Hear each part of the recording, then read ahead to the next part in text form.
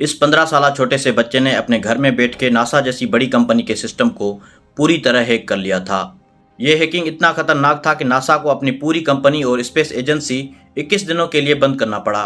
यहाँ तक कि CIA पूरे मुल्क के एजेंसियों ने उसे ढूंढना शुरू किया तो उसने CIA के सिस्टम को भी हैक कर दिया ताकि वो इसे पकड़ ना सकें। कई सालों तक दुनिया की बड़ी बड़ी कंपनीज और बैंक्स को हैक करने के बाद वो लड़का पूरी तरह इंटरनेट से गायब हो गया। 10 जनवरी सन 2001 को उस लड़के के कमरे से उसकी लाश मिली। अब सवाल ये आता है कि आखिर कौन था वो बच्चा जो दुनिया की बड़ी बड़ी ताकतों से टक्कर ले रहा था, और इस लड़के की कहानी पूरी दुनिया से क्यों छुपाई जाती है। इस बच्चे का नाम जोनाथन जेम्स था, जिसको बचपन से ही कंप्यूटर का शौक था और वो दिन रात अपने रूम में बैठकर कंप्यूटर चलाया करता था। ना वो बाकी बच्चों की तरह बाहर खेलने जाता और ना ही पढ़ाई में खास ध्यान था उसका। हर टाइम वो अपने कंप्यूटर में कुछ ना कुछ कर रहा होता था और जेम्स के अम्मी अब्बू को उसकी ये हरकतें बिल्कुल पसंद नहीं थी। इसलिए एक दिन उन्होंने जेम्स के कंप्यूटर पे एक पासवर्ड लगाया और बस ज़रूरत के टाइम पर ही उसे कंप्यूटर इस्तेमाल करने दिया जाता था। पर जेम्स को एक आदत सी हो गई थी कंप्यूटर की।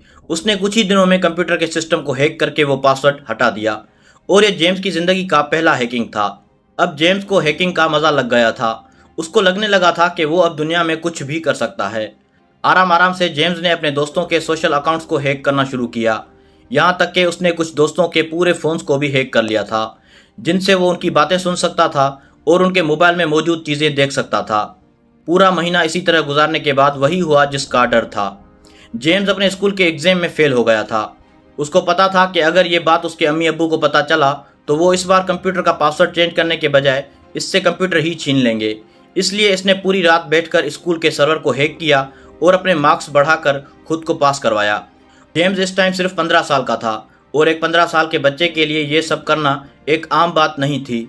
उस रात जेम्स बेहद खुश हुआ। उसको लगने लगा था कि इस तरह वो पूरी दुनिया को अपने काबू में कर सकता है। पर यह उसकी खुशफहमी थी, आगे जो उसके साथ होना था वो उसके वहमो गुमान में भी नहीं था। जेम्स अब ये छोटी मोटी हैकिंग्स करके तंग आ गया था। उसको अब कुछ बड़ा करना था जिससे उसको पैसे मिले, उसका एक नाम हो हैकिंग की दुनिया में और पूरे दुनिया में जेम्स की वजह से हलचल मचे। उसके लिए जेम्स ने अपने शहर के सबसे बड़े बैंक के सर्वर को हैक कर लिया। वो उस बैंक से पैसे तो नहीं निकाल सका, पर एक दिन के लिए उस बैंक के पूरे सिस्टम को बर्बाद ज़रूर कर लिया था। पर इसे भी जब उसको खुशी नहीं मिली तो इसने 2 महीने बाद CIA के कंप्यूटर को हैक कर लिया और इस बार ये हैकिंग उस पर भारी पड़ गई, क्योंकि जेम्स इस तरीके से हैकिंग करता था कि कोई भी उसका लोकेशन ट्रेस नहीं कर सकता था। पर CIA की एडवांस टेक्नोलॉजी के ज़रिए उसको कुछ ही दिनों में उसे ढूंढ कर निकाला गया। जब CIA ऑफिसर जेम्स के घर पहुंचे और उन्होंने जेम्स को देखा तो वो हैरान रह गए, क्योंकि उनको यकीन नहीं आ रहा था कि एक 15 साल का बच्चा CIA के सिस्टम को हैक कर सकता है। बहरहाल CIA ऑफिसर ने जेम्स को अरेस्ट किया और उसको 6 महीने कैद की सज़ा मिली।